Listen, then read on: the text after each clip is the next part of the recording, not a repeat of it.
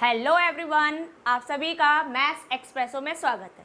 अब हम स्टार्ट करेंगे क्वेश्चन नंबर 4 एक्सरसाइज 12.3।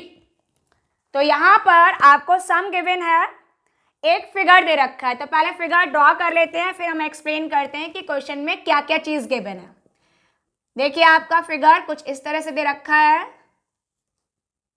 ये सेंटर है सर्कल का, ठीक है। और ये आपका एक इक्विलैटरल ट्राइंगल है, तो ये ओ हो गया। यहाँ पे नेमिंग, ये आपका ए पॉइंट है, it is the point B, और इसकी साइड है 12 सेंटीमीटर, और यहाँ पर रेडियस दे रखा है 6 सेंटीमीटर। डन। यहाँ पर अगर आप देखो तो आपका जो फिगर दे रखा है उसमें पूरा एरिया शेडेड किया गया है। मीन्स आपने इस तरह से आपकी बुक में ये पूरा एरिया शेड किया हुआ है, तो आपको यहाँ पर ये पूरा का पूरा एरिया ऑब्टेन करके दिखाना है, ठीक है। अगर हम यहाँ पर इसको ऑब्जर्व करें तो क्या है आपका, एक तो यहाँ पर ये सेक्टर फॉर्म हो रहा है, वो भी है आपका मेजर सेक्टर। कैसे निकाला, देखो अगर हम यहाँ पर इसको कोई पॉइंट दे दें, सपोज कर लिया ये पॉइंट डी है और ये वाला पॉइंट ई है, तो डी और ई आपकी क्या हो गई, ये वाले आपकी आर्क हो गई सर्कल की, क्योंकि आपने पूरा सर्कल यूज ना करके उसका कुछ पार्ट यूज किया है, ठीक है। फिर क्या किया आपने, यहां पर एक दे रखा है इक्विलैटरल ट्राइंगल, तो जैसे ही हम इस आउटर सेक्टर में इस ट्राइंगल का एरिया ऐड कर दें, वैसे ही आपको पूरा शेडेड रीजन मालूम हो जाएगा इजीली। बट प्रॉब्लम यह है कि हम जब सेक्टर का एरिया निकालते हैं तो रेडियस को पता होने के साथ साथ आपको उसके लिए एंगल थीटा की वैल्यू भी मालूम होनी चाहिए, लेकिन एंगल थीटा हमें दे नहीं रखा है, तो कैसे हम ऑब्टेन करें। यहाँ पे ये तो पता कर लिया कि ये मेजर सेक्टर है, लेकिन ये जो आपका थीटा होता है, ये जो वैल्यू है ये थीटा, ये कितना है ये हमें मालूम नहीं है। तो इसके लिए हम गए इस ट्राइंगल के पास, इससे हम हेल्प लेंगे। तो ट्राइंगल बोल रहा है कि वो कैसा ट्राइंगल है, एक इक्विलैटरल ट्राइंगल है, और हमने सीखा है कि जो इक्विलैटरल ट्राइंगल होता है उसका हर एक एंगल 60 डिग्री का होता है। तो इस वजह से जो आपका एंगल थीटा है वो कितना हो जाएगा, 60 डिग्री। क्यों, क्योंकि ये भी एंगल 60 होगा, ये भी एंगल 60 होगा, ये भी एंगल 60 होगा, ठीक है। तो थीटा की वैल्यू मालूम हो गई।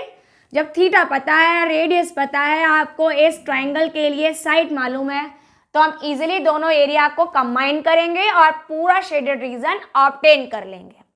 तो लिखते हैं यहाँ पर, तो गिवन है आपको for equilateral triangle AOB, side is equal to 12 centimetre, ठीक है, एंड फॉर सेक्टर आपको यहां पर रेडियस दे रखी है 6 सेंटीमीटर। अब थीटा पहले हम ऑब्टेन करें, तो आपने यहां मेंशन कर दिया सिंस थीटा आपका 60 डिग्री होगा, रीजन लिखा because angle in equilateral triangle are of 60 degree, ठीक है।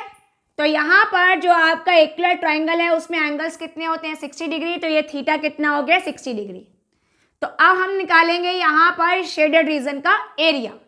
तो आपने यहां मेंशन कर दिया that's why area of shaded region is equal, तो यहां पे आपने लिखा that is area of major sector. Major sector क्यों ले रहे हैं, क्योंकि हम ये जो थीटा एंगल है उस वाले सेक्टर को यूज ना करके बल्कि बाहर वाला हम सेक्टर यूज कर रहे हैं। तो जब इस थीटा के जस्ट आउटर का हम यूज करते हैं तो इसका मतलब हम यहाँ पर मेजर सेक्टर की वैल्यू यूज करने वाले हैं। तो मेजर सेक्टर में हम ऐड करेंगे एरिया ऑफ इक्विलैटरल ट्राइंगल। तो यहां पर आपने वैल्यू पुट कर दी कि मेजर सेक्टर क्या होता है, तो इसका फॉर्मूला हमने सीखा था, ये होता है 360 degree minus theta upon 360 degree into pi r square. और एरिया ऑफ इक्विलैटरल ट्राइंगल क्या होता है, √3/4 इंटू साइड स्क्वायर। अब एक बार हम ये चेक कर रहे थे कि क्या हमें यहाँ पर पाई की और √3 की वैल्यू गिवन है। अगर गिवन होगी तो हम उसको यहाँ पर यूज करेंगे, अदरवाइज हम आंसर √3 में और पाई की वैल्यू के लिए हम 22/7 यूज करेंगे। तो यहाँ पर क्वेश्चन नंबर 4 में आपको कोई भी वैल्यू नहीं दे रखी है, तो आप यहाँ पे यूज कर लीजिए, जो आपको वैल्यूज पता है उनको हम यहाँ पर यूज करते हैं। तो ये हो गया 360 डिग्री, यहाँ पर आपका थीटा था 60 डिग्री अपॉन 360, पाई की वैल्यू हो गई 22/7, रेडियस आपका था 6, तो ये हो गया द स्क्वायर ऑफ 6, √3/4, साइड आपको गिवन है, साइड कितनी है आपकी 12 है, तो यहाँ पे पुट कर दी वैल्यू द स्क्वायर ऑफ 12।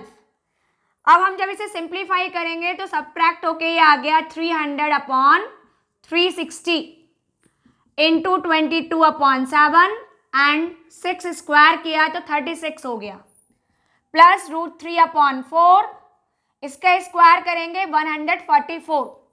अब देखो 0 0 कैंसिल, 6 5 जा 30, 6 6 जा 36, और इस 6 से हम इस 36 को कट कर देंगे तो कितना आ गया 5 6 जा 30 इंटू 22/7, प्लस इसको कैंसिल कर सकते हैं हम, 4 से कट करेंगे तो 4 3 जा 12, 4 6 जा 24, तो फाइनली ये हो गया 36 √3।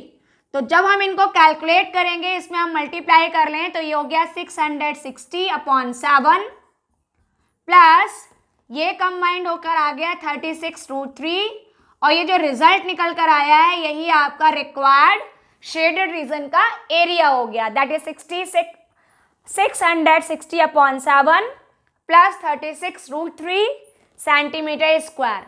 इसको हमने कन्वर्ट क्यों नहीं किया, क्यों √3 लिखा, आपने इसको और सिंप्लीफाई क्यों नहीं किया है, यहाँ पर हमें √3 की वैल्यू गिवन नहीं है, तो जब तक हमें √3 की वैल्यू गिवन नहीं है तो जो भी आपका रूट टर्म्स में रिजल्ट निकल कर आएगा वही हमारा रिक्वायर्ड एरिया होगा। अगर √3 वैल्यू गिवन होती तो हम उस वैल्यू को यहाँ पर यूज करते और उसके बाद में आगे की कैलकुलेशन कंप्लीट करते। तो यहाँ पर वैल्यू ना गिवन है तो यहाँ पर ये जो रिजल्ट है वही आपका फाइनल रिजल्ट हो गया। ठीक है, तो इस तरह से आपका क्वेश्चन नंबर 4 कंप्लीट हो